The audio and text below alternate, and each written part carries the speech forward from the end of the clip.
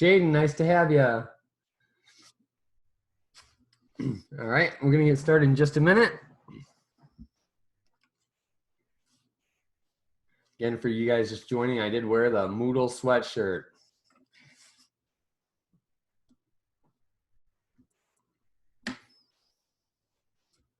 All right, let's see.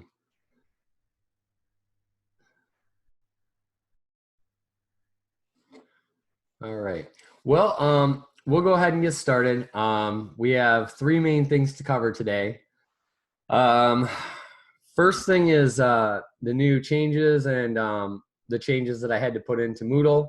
Then I'll talk about the novel, and we'll kind of summarize the last, I guess, 3 chapters. It shouldn't take that long. And at the end of today's session, okay, yeah, people saying they're having trouble joining, so surprise. At the end of today's session, we're going to get our plant ready to graft, and maybe we can exclusively do that tomorrow. Let me answer this post here.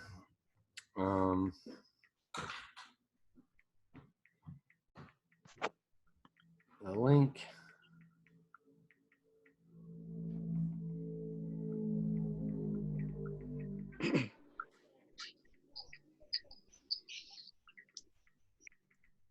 All right.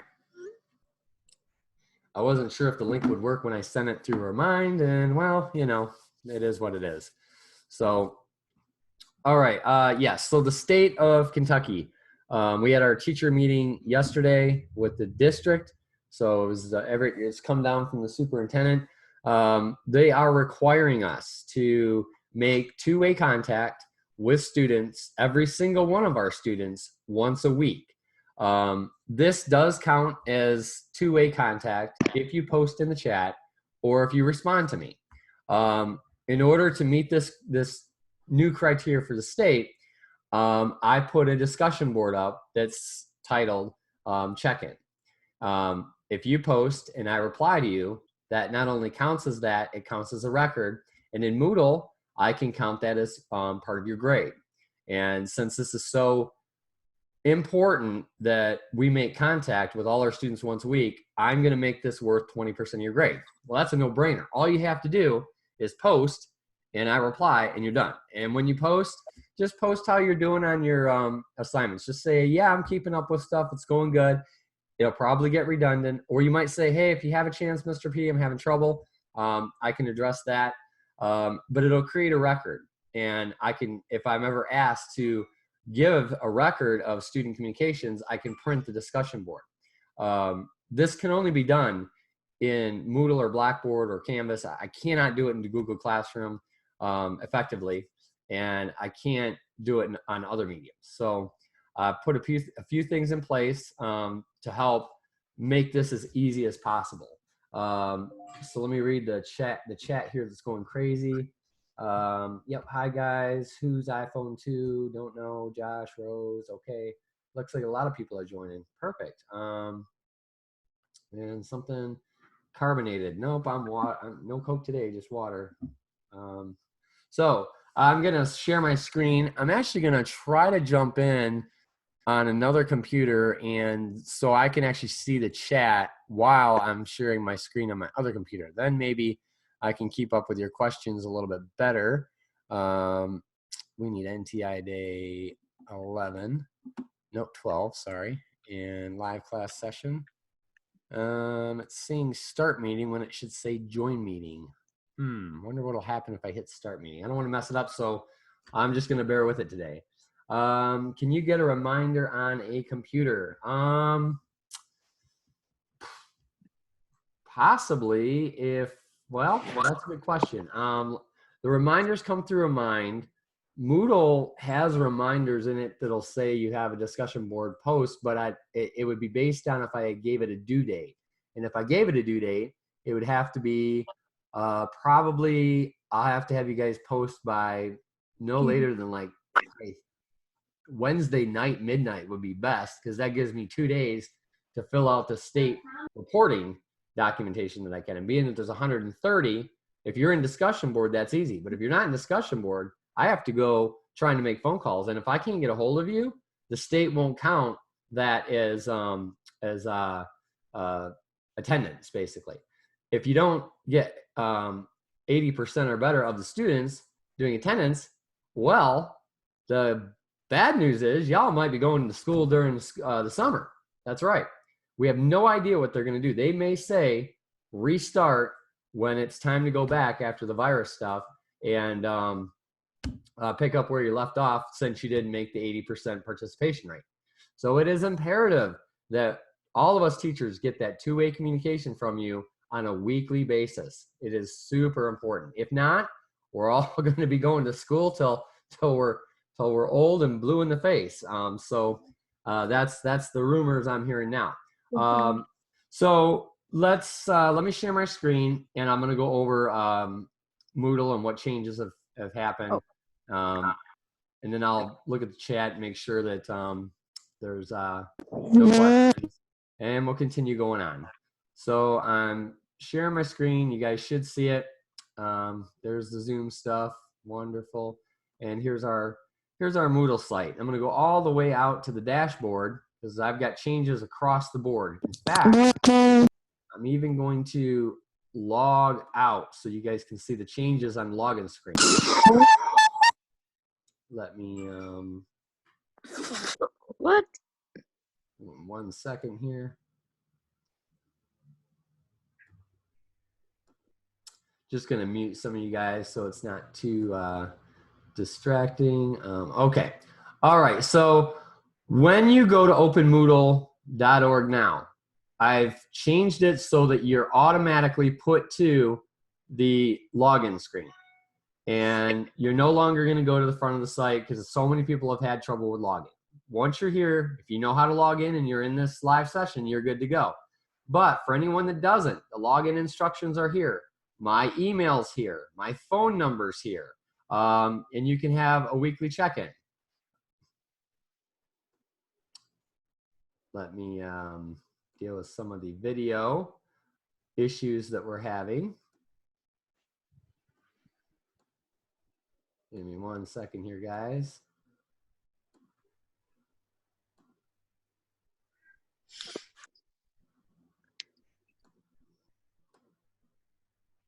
Okay. 1 second. Sorry, guys. Whoever's writing on the screen, it would be nice if you stop because that's really distracting to all of us, and I will stop the video as I can go through this here. So, give me 1 second, just trying to fix these little issues. Okay, so wonderful.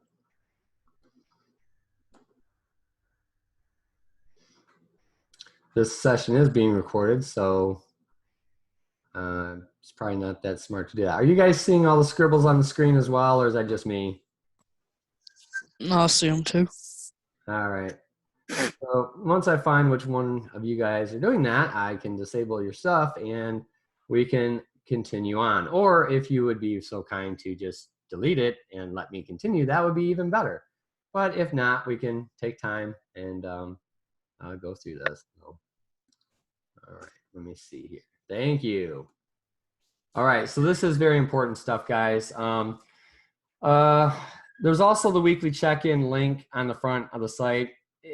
You really don't need to use that. If you do click that, it's going to make you log in. It'll take you right to the discussion where you would check in for those points that you need. And so we're all not going in July, June, August, and forever how long. And they might just have you repeat the 7th grade. I'm not sure. So definitely very important. So I'm going to go ahead and log in. Give me a second here.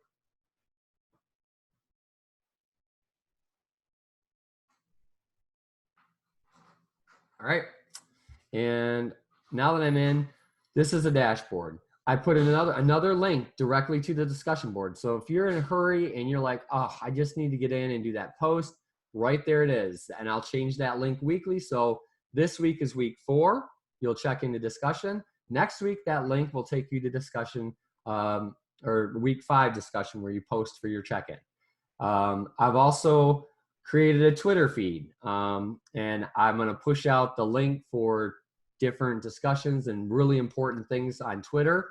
And I created a Facebook page where I can push out notifications to you guys if you want to join on Facebook. Then there's also the YouTube channel, which is where I'm actually storing all the recordings of the live sessions. I'm putting them into our Moodle course, but if you wanted to subscribe to the YouTube channel, you can do that. So there's many different ways that you can integrate and interact with the class. When you go into the class, English RTI, I've put the discussion weekly post link at the very top of the course page as well. So it appears all over the place because this is so important. Then last, when you get to your NTI days, like today is Thursday, NTI day 12, you're going to notice there's a direct link because that's part of what you should be doing this week is doing the check-in post. But once you do the check-in post, that's it. You just have to do it once. Even though I'm going to put the link in on Monday, Tuesday, Wednesday, and probably Thursday, if you've done it already, you're good to go. So if you haven't done it, you're going to click on this post and it's going to open up and you guys will probably see create discussion or reply, probably reply. And all you have to do is let me know how it's going. I'm doing well, keeping up with work this week. Had a little bit of trouble, and then that's you communicating with me. I will reply to you, and that'll be our record for the state. This is how we get out of having to go in the summer or have to repeat the 7th grade or not get credit for all these NTI days. I can tell you they're being very strict about that. So that's where the discussion's at. And as you can see, many people have posted. If you post something and I think it probably, my reply should not be put into the room, I can respond to you privately within the same discussion, and it still records that for the state, because that's going to be a problem for a lot of other teachers is when you're trying to reply publicly and privately to students and create a record of that. So that's exactly what Moodle's discussions are designed to do. Because college classes require interaction as well, and that's how they do it. So does everyone understand the how to post a discussion board for the check-in? Yes. Okay, and keep an eye on the chat and the questions. Again, I can't see that. Tomorrow I'll have that set up to go. I'll look back at the chat and answer any questions here in a minute. So that's the new updates from the state. I turned in all my NTI day work 16 through 26, I think is what I had to turn in, something like that. And those are in paper format at the school. Do not pick them up if you are online. I've made the work. The only way I could do the work for the people that don't have internet is to give them copies of. They can check out a copy of the novel. They can read the chapters that are due for the NTI day, and then there is a really detailed chapter summary. So they have to write a paragraph. They have to write what the setting of the chapter is, who the characters are in the chapter. I think you're better off doing the online work because it's a lot easier. So if you are able to get online like all of you are, do the online work, because the paperwork, the only way I can do it is to have you guys do chapter summaries. So and then in the online version, I'm getting the audio books up every day. It's a little late today getting it, but you get a lot more resources. And then I'll probably just put in question checks and then a quiz every other few days. And that's what I'll base a lot of the grade, the other 80% on for the course. But we've been told not to enter grades at this point. They're in the process of figuring out how they're going to do that, whether it's going to be pass fail or if it's going to be on the scale we use. That information is still yet to come. So that should wrap up everything with the news and the updates and what's being required of us. And trust me, your teachers, we're trying to figure out a way, because as of now, the state is going to have every one of your teachers calling every one of you once a week. That means 7 phone calls probably a day, and it's going to drive parents and it's going to drive students nuts. So we're trying to find ways to make this easy. So by all means, do the discussion board posts. That's the main way to post for the online session. for digitally and online. If you don't post there, I have to talk to you on the phone. That's how it works. All right. So we have to go over these chapters. I had a lot of posts and discussion board about some of you having some trouble not understanding stuff, saying the chapters were kind of boring. Yeah, I get it. Yeah, sort of. Yeah. So back on yesterday, Thursday, October 5th. Joey had missed school because Joey was he got into a fight with Lewis and them, and he went back to Lake Windsor Down. He's not Joey's friend anymore. Yada yada. Tino was supposed to be out for 3 days. He actually only ended up getting suspended for 1 day, which was not so bad. And then in this chapter, they began working on their assignments, and for that report that they're doing, the one that we're going to kind of mirror, and Paul gets to ride to Teresa's house and her brother's house. On the way, he meets Wayne Dilks, and that is the fireman from a few chapters ago that came out to Paul's house when they called on the muck fires. So once he gets to Teresa's house and the Thomas Cruise Groves, as it's called, that's the Tangerine nursery and farm. He finds a Quonset. That's that word that you may not have recognized. Quonset, and it's basically like it's curved. It's like a greenhouse looking like structure, but it's all metal. And they used them in World War II, and that's what they're using to store a lot of their farm and greenhouse stuff. So we have moving forward. Paul meets Lewis, and that's Teresa's older brother. He's the one that came up with the new tangerine tree that they're trying to sell. He has a limp, and they sell tangerines, and they also sell nurslings. So they sell the trees to other farms that want to grow different varieties of lemons and tangerines, tangelos, whatever, to make money. And that's where we get into grafting. That's why this chapter was so important. And I'm on the book page 164. I'm not sure what the digital page is, but you guys can just listen. He says, believe it or not, every type of tree that we produce here begins its life as a rough lemon tree. And they do this with a rootstock, which is basically the rough lemon tree, and they just chop it off, and then they take another tree that they've cut, a sapling, and they put it into it, and that's the grafting. The spruce grows 6 inches to the knobby beginning of a branch. At this spot, we cut a slit into the rough lemon tree, set up a new type of bud inside, and close the slit up with tape.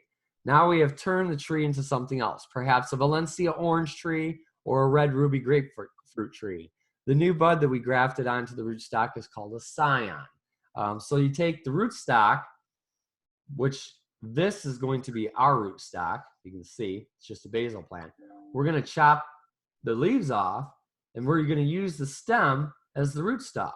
And the scion will be another basil plant where we take the top, which will be red.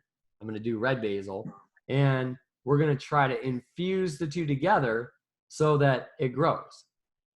And that's how they create their the tangerines that are really good. And the reason why a lot of farmers do this is because if you take like a lemon tree, it might not have any problems growing in soil, but a tangerine tree might be susceptible to disease. So if you put the tangerine tree into the lemon tree, rootstock, it's not going to be susceptible to disease because it's not really touching the dirt. And that's what makes this so interesting, is that you can create varieties of not only lemon trees, but tomatoes. Tomatoes are really prone to getting disease, especially in Kentucky. And you can get them to grow in places they normally wouldn't grow. So that's what makes that so important. And that's why we're going to kind of mimic this with our grafting that I think we're going to do tomorrow. So the chapter goes on, and the tangerine that they've created is the Golden Dawn. It's really good, and that's what they're doing the report on. And all pretty much ends, and Lewis invites Paul to come back to the farm, or the greenhouse, or whatever you want to call it. And he ends up leaving, getting picked up back by Wayne. And they have got a mosquito sprayer, because in the previous chapter, they tried to put the muck fires out with lots and lots of water, and as a result, a ton of mosquitoes started hatching, and they've got a mosquito problem. So they're going out, taking Paul home, because as they go home, they're going to spray his neighborhood with mosquito spray. So when they get out there, he goes, wow, you must have the 7 plagues happening here, because they're going out to spray for mosquitoes. And I think it's Wayne says, I think it's Wayne, I could be wrong. Yeah. He goes, look at all the blue tents. He's like, so you not only got mosquitoes, you got termites. And he goes, well, that's no surprise, because your neighborhood is built where we used to bury all the cut down tangerine trees. And so when they would bury them, they would after they buried them, they built the houses, the subdivision on top of that, and that's how all the termites are coming up through. And they say, well, there's really no way to stop this, just like there's no way of stopping the mosquitoes. By tenting the house, you're doing the same thing as we are by spraying for mosquitoes. You're just killing the problem for the time being, and then they're going to come back, and they're going to come back, and they're going to keep coming back. And that's actually true. So the chapter goes on, and where a lot of the discussion posts were kind of confused, we have a flashback, and that's when Paul has a memory at the end of the chapter, and he remembers his dad and mom and Eric being in the backyard, and they're behind him, and they're pretty much checking his peripheral side vision, seeing if he can see him behind him a little bit to see if his vision is good. And they determined that it wasn't, so he ended up going the next day and getting glasses.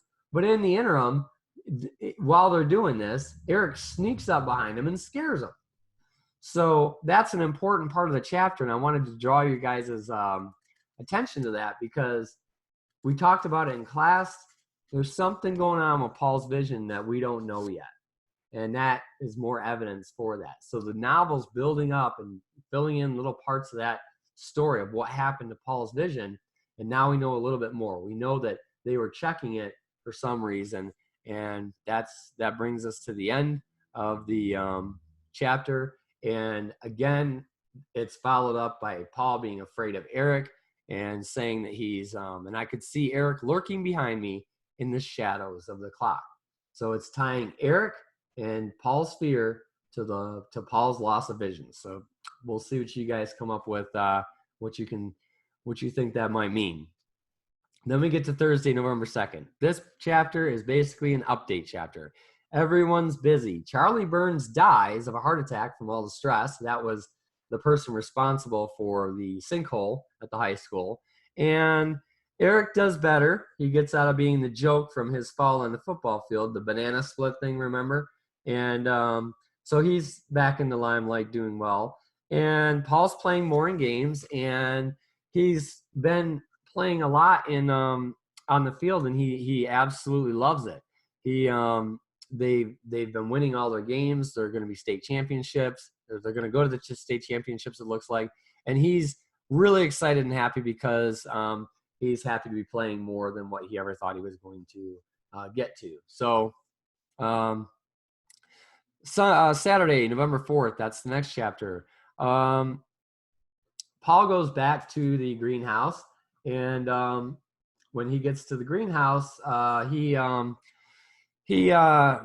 tells his mom about the Quonset, the hut, the metal building that's there, and she says it's kind of like, or he says it's kind of like Dr. Frankenstein's laboratory.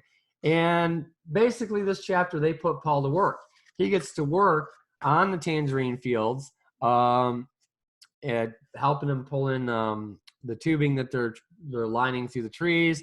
And they ask Paul, they're like, why are you here? What do you like? And he's like, I like the smell of the tangerines on the field, and I like the way they taste. They're really good. And he's interested in how they grow it, and they actually make money doing this. And so he's saying that he really likes it. Well, he's out there working all day. He ends up getting fried by the sun, and he ends up calling and having his mom pick him up. And along the way, he learns how Lewis hurt his knee. Lewis hurt his knee from when he was 12, and he climbed up one of the tangerine trees to pick the tangerines. even though you're not supposed to pick them. They say you're supposed to clip them with clippers. He ends up falling out of the tree, and he stabs himself in the hand with the clippers, but he breaks his kneecap. He goes to the hospital, doesn't tell him about his kneecap being an issue, and gets his hand wrapped up. Well, his knee blows up the size of like a soccer ball, and he ends up having to go to the hospital and have surgery and have pins put in it. So that's why he has a limp. And when he was in middle school and high school, he played for the Tangerine Middle School soccer team as well. And guess what? He plays as the team's goalie. So there's kind of a parallel between him and Paul. Towards the end of the chapter, here it comes. This is the end of the reading, I think, for today. Paul confesses to Lewis about the carnival incidents. He's like, yeah, we were the ones that ratted you out. And so I think it was Lewis. Let me see here. Tino, I'm sorry, it was Tino. So Tino just says, oh, okay, well, hey, turn around. And he kicks him in the backside and says, there, now you can tell everyone what happened when you told me that you ratted us out for the carnival. And that pretty much concludes our chapters readings for yesterday and today. And I did put the audio up for both days. I'm going to go off screen sharing real quick and see if there's any chats or questions in the chat. Let's see here. Oops. All right. Let's see. Wow, we got lots of stuff going on. All right. So yeah, you guys can subscribe to the YouTube channel, the Facebook, the Twitter feed. Most importantly, do make sure you're posting in the discussions. I think people can actually type a different name in this Zoom thing. That's why we see Joe Swanson or something like that. I think that's what you're talking about, Nicholas, but Nicholas isn't. Oh, he's still here. So let's see here. Guys talking about the Zoom. Patience comes in. I can't hear anything. Huh. Patience, you still here? Well, it looks like she's not. It's probably the sound settings. Can you guys all hear me pretty well? The next online class will be tomorrow. And good, you guys can hear me. Tomorrow we're going to hopefully do something a little bit more fun. It's going to be a real brief summary of the chapter. We'll go over that real quick. And I'd like to do, maybe we can do grafting the basil plants tomorrow. So if there are no other questions, I'll get to explaining about the plants a little bit more. So we have to keep this guy alive. And to do that, we are going to take this basil, and you guys might recognize this basil. This is the basil we started the last few days before we went out on whatever the virus stuff we got out of school. So this is a hydroponic basil plant that we planted, and now it's getting pretty tall. It's about 2 inches and really strong smelling, very strong smelling. And because we want to graft this, we're going to want to actually transfer it to dirt. We could do it hydroponically, but because I'm moving it back and forth and it's hard to take the video downstairs and whatnot, we're just going to replant it. So I'm getting them kind of replanted here in the dirt, and I'll try to show you guys what I'm doing here. Just kind of moving them around here, getting them all situated. Now I'll water him tonight, and I'll put him under the lights and everything so he's happy plant for tomorrow. And what I'm hoping to do is venture out. I know I'm risking my life as a teacher here to make class interesting. I'm going to venture out to Walmart or Home Depot. Maybe it's TSC. I can't remember. It's in London. And I'm going to get the same plant, except they have a variety that is red. And what I want to do is graft a portion of the red plant onto the green basil plant so that we can have a plant that grows both red and green basil. And that's our purple basil. That will actually be exactly what the what they did in the book with the tangerine trees. So let's see here. if you guys have names that are not yourselves, I'm going to remove you just in case. I am getting some people coming in from the internet. So make sure when you log into Zoom, you're using your real name so I recognize you guys. So just to let you guys know. So are there any questions? I'm going to look at the chats. What happened to plants in hydroponics at school? Well, since we haven't been there, the plants that were in there, I put into, I guess, the green, I don't know how you'd say, greenhouse basement.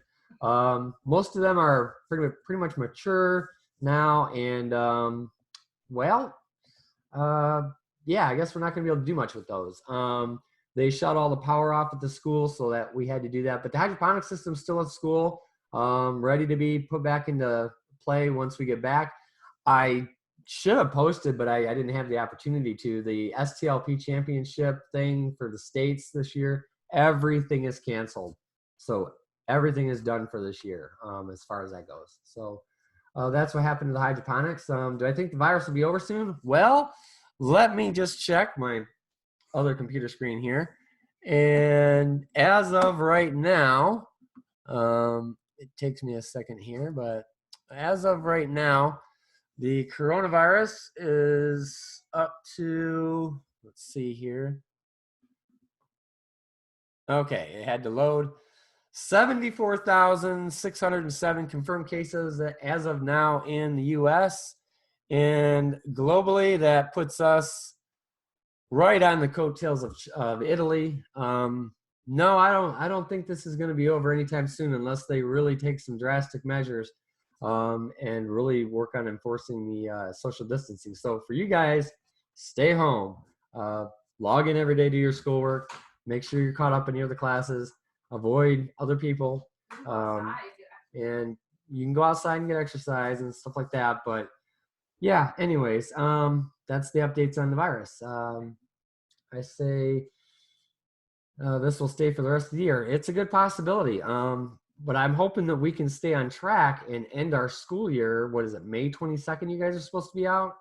Let's keep that goal. So by posting in discussion board, the check-in, that two-way communication, we're going to be able to do that. If we don't do that, they're either going to say keep on going, or they might, maybe everything's going to end and be good, and then we're going to have to go back to school like during the summer. So do I think AJ is canceled for summer? What's AJ? AJ. Camp. Probably, but I would check with one of your coordinators on that, or one of the other teachers that knows or is in touch with anyone that's doing that. So, for tomorrow, I think the live class session will be pretty interesting. I want it to be more of a lab-like. Now, I will post instructions, so if any of you guys have plants around, you can look up and see if they're able to be grafted, and you can do this at home. You really only need a razor blade and some tape. I mean, it's really easy. Now, getting it to take, that's a little bit more difficult. So you guys can practice it at home if you'd like, and then just be careful. Yeah. And it's kind of neat because you can create, there's been some videos I've watched on YouTube where they have like eggplant and jalapeno peppers and green pepper, red pepper, yellow peppers, and all kinds of different fruit all on one tree. It's like a frankenfruit tree. It's really cool. And I thought you guys might get a kick out of that. Yes, and a lot of speculation on the virus. Absolutely. So I guess as long as you're washing your hands, staying safe, doing social distancing, we'll all be in a good spot for that. So today's lesson, or today's video, went a little bit over. I'm actually late for my other meeting, so I'm gonna have to let you guys go. Make sure you post in the discussion board. Keep joining the live class sessions, and we will get through this. If there aren't any more questions, I'm gonna let you guys go, and I'll give it just a second. All right, yep. Looks like everyone's saying bye. All right, guys, you guys have a good day. And I'll talk to you again tomorrow at 1:30. Bye, guys.